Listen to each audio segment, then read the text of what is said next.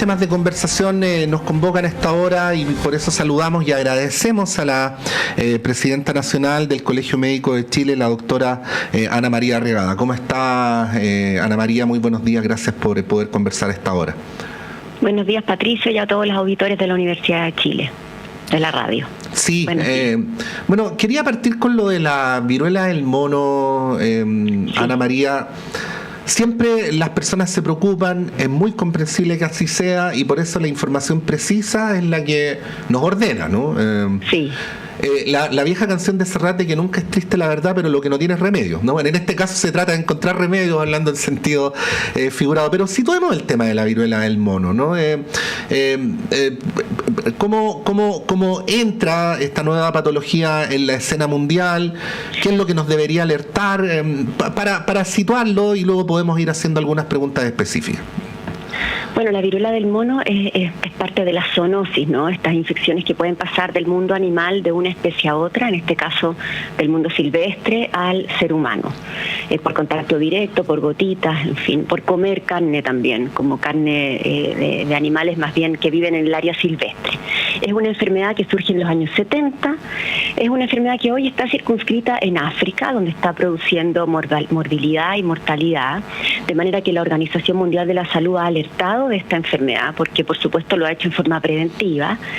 Hay un caso en Suecia, hay un caso en algún país como, se me olvida, pero de Asia, y por lo tanto hay 2 casos identificados fuera de África, pero es un problema fundamentalmente de la República Democrática del Congo, que además enfrenta una situación muy compleja de violencia y de guerra, que lo hace más difícil todavía, y de países aledaños como Uganda, en fin.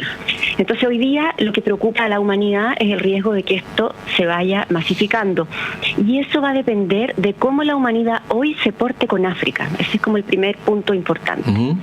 En relación a Chile, Chile está preparado porque la ministra lo ha dicho, están vigilando, ¿cierto?, la aparición de esta condición. Es una condición que puede ser con pocos signos o con muchos signos. Y si es con varios signos, la verdad que es bien llamativa. Pero efectivamente no está muy claro qué pasa con esta cepa, porque es una cepa que, a diferencia de la del 2022, es una cepa que sería un poco más contagiosa y que podría afectar niños y podría contagiarse de una manera como más bien por contacto directo, lo que podría hacer cambiar los grupos de riesgo si es que de nuevo se transforma en una pandemia. Hoy está circunscrita mayoritariamente en África. En Chile tenemos vacunas y la ministra ha hecho un llamado a vacunarse a la población de riesgo, pensando en un riesgo como conocido, pero repito, esta población podría cambiar en la medida que vayamos conociendo más un poco de la cepa. Hoy la población de riesgo son trabajadores sexuales, personas que han tenido una infección de transmisión sexual en el último año, personas portadoras de VIH, hombres que tienen sexo con hombres, y eso es como más o menos el grupo de riesgo de hoy. Pero repito, en África esta cepa se ha portado de una manera un poco diferente. Entonces hay que estar alerta, hay que estar tranquilos que en Chile existe una vigilancia y tenemos vacuna disponible hoy para esa población a la que la ministra ha llamado a acudir y vacunarse. En la página del ministerio están todos los lugares donde esta población puede acceder a vacunarse, pero hoy el mundo tiene que mirar con preocupación y con solidaridad a África, porque en la medida que seamos solidarios como mundo y aportemos vacunas a esos países y nos aseguremos de que llegue, esta situación podría quedar en África y no seguir matando personas ahí, digamos. Eso es lo importante también. Sí, Ana María, ¿qué es lo que nos debería haber enseñado la pandemia? Porque yo, siendo periodista, sin ser especialista en la materia, pero seguramente usted siguió más el rumbo que tuvo la evolución de esa situación. Durante algún tiempo había esta suerte de respiro aliviado de decir, no, esto es muy lejos, no va a llegar acá. Por una cosa muy, muy circunstancial, yo estaba en España, Ana María, cuando estaba el brote en Italia, y estaban al lado y era lo mismo. En la televisión aparecían, no, pero esto es en Italia, no tiene nada que ver con nosotros. Bueno, al mes estaba la escoba en España, ¿no? Claro.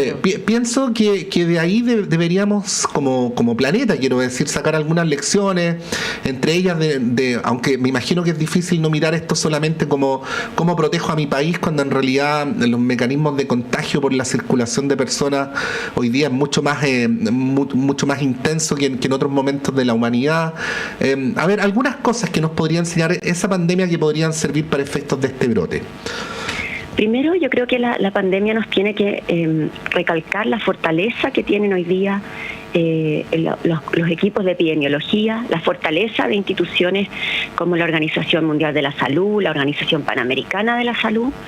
En segundo lugar, la importancia de la solidaridad, porque eso, la verdad, fue algo que no fue, la distribución de vacunas durante la pandemia no fue solidaria entre un país y otro, y teníamos países vecinos con tasas muy distintas de vacunación. Aquí no nos vamos a salvar solos. En tercero lugar, la importancia de la información, y ahí es muy, muy importante la labor del periodismo, ¿no? En mostrar datos que a las personas las informen para empoderarlas y no para asustarnos, ¿no? Y yo diría que en cuarto lugar también un poco la importancia que tiene como la investigación científica cuando se pone al servicio del ser humano. Lo que ocurrió en la pandemia de investigación que elaboraba pautas, que probaba medicamentos, que nos ofreció una vacuna a millones y billones de seres humanos en forma muy rápida, es algo que de alguna manera nos muestra que la humanidad tiene posibilidad de salir juntos de una situación como esa. Yo diría que también, en un lugar muy importante, la importancia del medio ambiente, porque sin duda todas estas zoonosis pasan porque vamos arrasando con el ecosistema y vamos arrasando el ecosistema, influyendo en los lugares de vida de especies silvestres, y entonces las vamos alterando y nos vamos peligrosamente acercando a ellas, digamos. Entonces eso también es complejo. Yo diría que todavía tenemos como un análisis de la pandemia que no es del todo acabado, y esto es importante también. Yo creo que también como país debiéramos aunar un poco esfuerzos que se han hecho desde distintos estudios para levantar datos más precisos de lo que pasó en la pandemia, porque lo que nos pasó en Chile como en otros países es que caímos de la pandemia a una pospandemia, que es un poco lo que hoy nos pasa con todos los pacientes que quedaron sin atender, con todas las listas de espera, ¿no? Con los problemas de salud que quedaron retrasados, con las enormes brechas de educación de los niños. Entonces, yo creo que también acá hay como una historia que todavía no terminamos de cerrar. Pero si usted me pregunta los puntos básicos de aprendizaje de la pandemia, yo diría que son esos. Y por eso yo hoy día llamo a la calma y a la confianza, que Chile tiene vacunas disponibles, tiene determinados grupos de riesgo, deben acercarse por su vacuna, que la viruela del mono es una enfermedad que se está vigilando, que en este momento hay casos muy aislados en el mundo, pero la situación está en África, y de cómo solidariamente el mundo maneje la situación en África va a depender que podamos circunscribir la enfermedad, limitar el número de muertes en ese continente y evitar que pase, porque por supuesto hoy día las comunicaciones, la cantidad de transportes, ¿no? de personas de un continente a otro lo hacen bien inmanejable si no estamos alertas desde el primer momento. Claro que sí. Bueno, decir además que más allá de que las cepas, de que los virus evolucionen y todo, y luego pasamos al otro punto, Ana María, el hecho de que este virus date de hace unos 50 años aproximadamente, prepara mejor a la ciencia, ¿no? De lo que fue el COVID-19. Sí, pues, sin duda. Sí. Yo creo que aquí es importante también como la confianza, ¿no? Hay que pensar que hay vacunas que le cambiaron la cara a la humanidad, y en eso yo quiero resaltar el tremendo esfuerzo que el Ministerio de Salud ha hecho en conjunto con la comunidad científica académica, con el Nirsevimab, ¿no? Con este medicamento que es un anticuerpo que viene listo, que se inyecta a los recién nacidos y a las guaguas menores de 6 meses, y que este año realmente le cambió la cara al invierno en relación al virus sincicial. Entonces también cuando nos topamos con esas voces críticas, ¿cierto? Estos movimientos antivacunas, las personas que en el fondo, en forma bastante como irresponsable, con datos que no son ciertos, quieren tirar hacia abajo lo que es la salud en el mundo, la salud pública, es importante que miremos la realidad. Nosotros hoy día tenemos mortalidad infantil muy baja. Tenemos mortalidad materna también baja, y eso es porque la ciencia nos ofrece cada vez una vía más más segura, ¿no? Y las vacunas son una, pero absoluta demostración de ello. Y también el nirsevimab, que no siendo una vacuna, es un medicamento que busca proteger contra una enfermedad como el sincicial. Sí, bueno, estamos conversando a esta hora de la mañana con la presidenta del Colegio Médico, la doctora Ana María Arriagada. Y otro de los temas importantes es el de las listas de espera. No es importante, sí, es muy importante, ¿no? Tener que esperar por una atención de salud es algo que no deberíamos naturalizar. A ver, dos preguntas en una, Ana María. La primera, esto de que aumenta en un 542% las listas de espera en 6 años, ¿a qué se debe? ¿No? Eso es lo primero. Y en segundo lugar, ¿qué tanta importancia deberíamos asignarle a los informes de Contraloría que hablan de irregularidades? Algunos usan la palabra graves, tanto en el caso del hospital de Antofagasta como en el de Talca, a la hora de entregar la información respecto a esta materia. Bueno, los tiempos de espera, primero, las listas de espera y los tiempos de espera son un problema en todo el mundo, no hay, y siempre van a estar, en el sentido que siempre van a ir entrando pacientes con diagnósticos, ¿no? El aumento de las listas de espera está influido por una parte porque efectivamente hay enfermedades que van aumentando en la población, pero en este caso hay un efecto sin duda por la pandemia, por todo el retraso que significó la atención de pacientes crónicos, el hecho que los exámenes preventivos no se hicieran con la suficiente oportunidad, porque estaba la gente obviamente en pandemia y toda la atención estaba circunscrita, ¿cierto?, al COVID principalmente. Entonces la verdad es que es un aumento que sin duda preocupa, y lo que se monitoriza acá son los tiempos que las personas esperan por una atención. Obviamente la gravedad de eso va a depender de la razón por la que esperan, pero toda espera es tortuosa. Si tú esperas por unas varices, eso se va a complicar, te produce dolor, problemas para trabajar y puede llegar a ser una úlcera. Si tú esperas por un cáncer, obviamente el tema va a ser mucho más grave. Por eso en Chile existe una preocupación de todos los entes en relación a los tiempos de espera. Y esto es algo que, la verdad, atraviesa todos los gobiernos. Yo creo que no hay gobierno en los últimos 6 que no se haya sentado en el ministerio y una de las primeras tareas ha sido enfrentar los tiempos de espera. Se puede hacer de diferentes maneras, poniendo el énfasis en diferentes marcadores de alguna manera, pero la verdad es que lo importante es que haya un concreto esfuerzo de mejorarlo, y para hacerlo lo fundamental sigue siendo mejorar la capacidad, obviamente, del servicio público de hacerlo, mejorar los implementos que tiene la atención primaria para hacer diagnósticos, el acceso a exámenes que tenga la atención primaria. Luego fortalecer los hospitales para que funcionen, ojalá en todos los horarios, resolviendo estos pacientes. Y finalmente también fortaleciendo, pero en forma como bastante ordenada, ¿no?, lo que es la asociación público-privada, y poniendo también entes privados a disposición de la lista de espera. Sí. Yo diría que en eso las irregularidades son un asunto que preocupa, y preocupa mucho. En un primer paso uno se siente bien indignado por esos hallazgos, ¿no? Pero uno tiene que pasar rápidamente como a la acción. Yo creo que lo más importante de los informes de Contraloría, en que muestran públicamente falencias para las que existe hoy una solución, digo. Existe una solución de esclarecer la situación de esos pacientes, existe una solución que pasa por fortalecer los mecanismos sanitarios que tenemos, fortalecer nuestros mecanismos de registro, hacerlos cada vez más resistentes a errores humanos, mejorar la comunicación entre las distintas entidades, servicio civil, correos, ¿cierto?, con el tema de las cartas que aparecen en ese basural, hospitales, servicios de salud, ministerio, para que efectivamente, finalmente, el Ministerio a través de FONASA pueda ser quien dirija la solución de la lista de espera a donde exista la capacidad de hacerlo, que puede ser hospitales públicos en primer lugar, ¿cierto? Segundo lugar, entidades privadas. Para hacer eso en forma correcta, tú tienes que tener la certeza de que no se te perdieron pacientes por el camino. Y por eso existen criterios bien marcados para sacar pacientes de listas de espera. Sí. Hoy día la Contraloría mira. En general se apunta, lo dijo el subsecretario Salgado el fin de semana, nosotros entrevistábamos también al exministro del expresidente Piñera, Emilio Santelice, a que aquí hay un problema de que el sistema de procesamiento de los datos parece ser, Ana María, un poco arcaico, ¿no? De que habría que automatizar más, que menos personas interfieran, porque si muchas personas interfieren, puede quedar mucha la discrecionalidad de que alguien lo hizo, de que el otro no lo hizo, en fin. Hablemos un poquito de eso y expliquémosle a quienes no saben cómo es por dentro, ¿no?, este sistema de información, porque parece ser ese un punto bien relevante para efectos de mejorar no solamente la eficiencia del sistema y bajar las listas de espera, sino de tener información más precisa.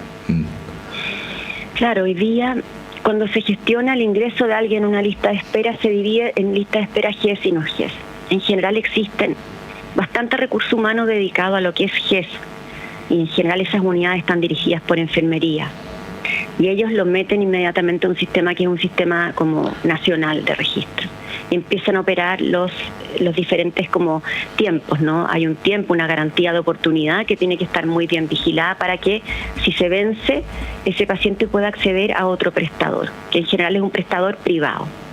La lista de espera no GES va a una oficina distinta y ya se divide la cosa. Y tiene que ser cargada en este sistema que es el SICTE, que es este sistema de vigilancia de lista de espera nacional, ¿no?, que está como alojado en el ministerio. Pero aparentemente ahí hay una cierta rigidez y la información que se puede meter al SICTE no es toda la que uno quisiera meter. Y por eso se forman estos como registros paralelos. Aquí hay una responsabilidad bien grande de los pacientes también, y que de alguna manera algunos servicios, Maule el año pasado hizo un llamado a que los pacientes esclarezcan cualquier cambio en su situación de contactabilidad. Los pacientes tienen que informar cuando cambian de teléfono, tienen que dar una dirección que sea acuciosa y que sea precisa, porque si no, efectivamente cuesta encontrarlo. Ahora, en el seguimiento de esos pacientes hay experiencias mejores y peores, porque las mejores experiencias son aquellas en que existe recurso humano.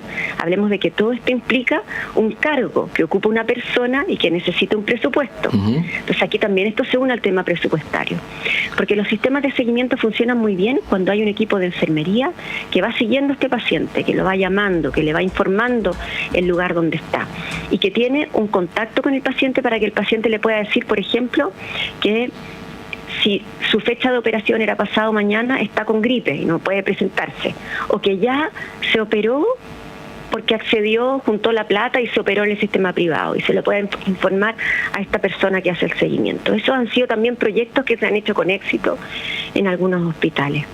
Sí. Y finalmente el paciente tiene que acceder, ¿cierto?, a operarse. Pero obviamente aquí hay registros a veces paralelos, que es lo que pasa con este registro Maule, en que habían pacientes que no estaban en ese registro y no estaban en el registro del ministerio. Y es importante que todos los pacientes estén en el registro del ministerio, porque es el registro oficial, que le permite al ministerio, por ejemplo, tomar algunos de esos pacientes y a través de FONASA resolverlos por otra vía, por ejemplo, en el sistema privado.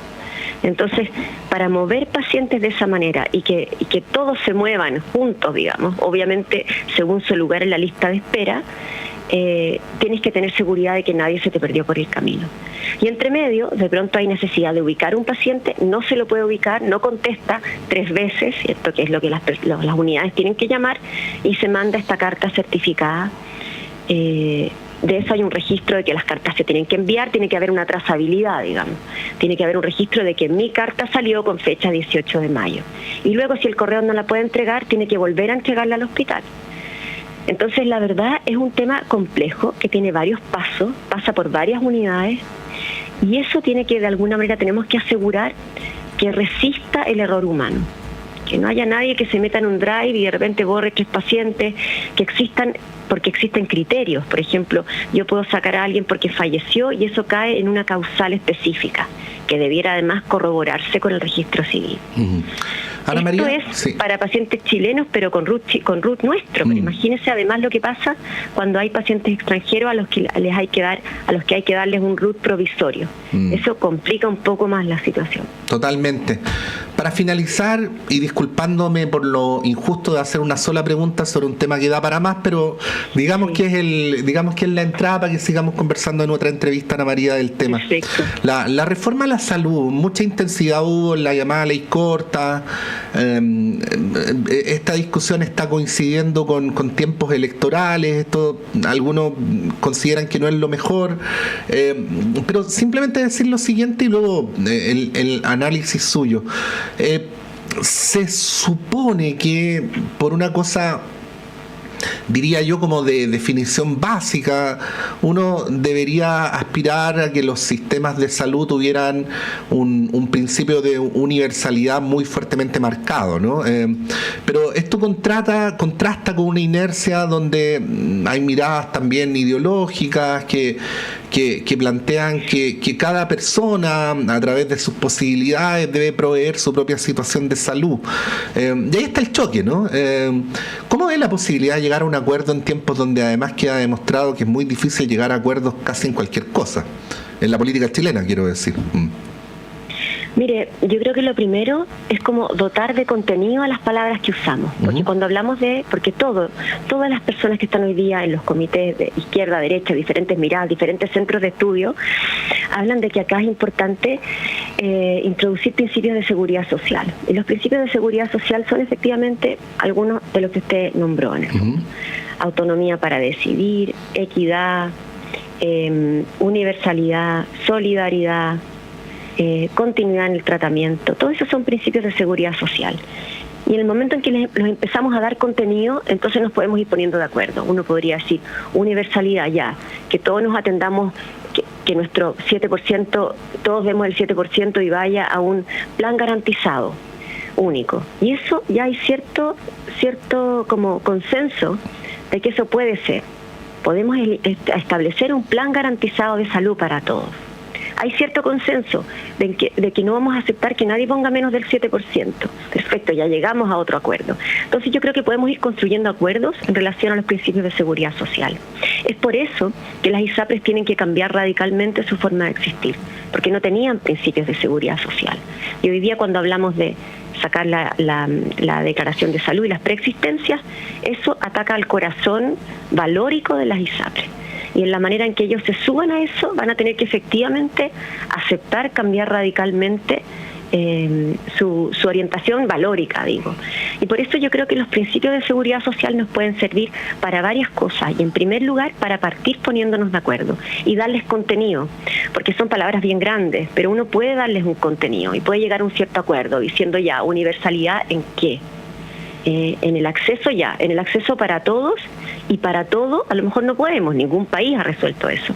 Perfecto, en el acceso para quién y a qué, y nos ponemos de acuerdo en un plan garantizado. Ese es un poco lo que hubo detrás de la discusión del GES, que fue una reforma tremendamente importante. Y es lo que tenemos que hacer hoy día.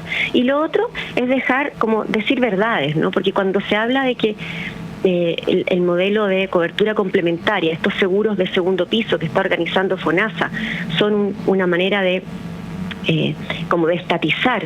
Y uno puede decir, pero esto es reconocer un hecho. Hoy día la gran mayoría de los chilenos están en FONASA. Entonces la verdad es que si el 15% está en una ISAPRE y el resto está en FONASA, FONASA es el principal seguro. Y desde ahí FONASA tiene una tarea, que es fortalecerse para ejercer bien ese rol de principal seguro.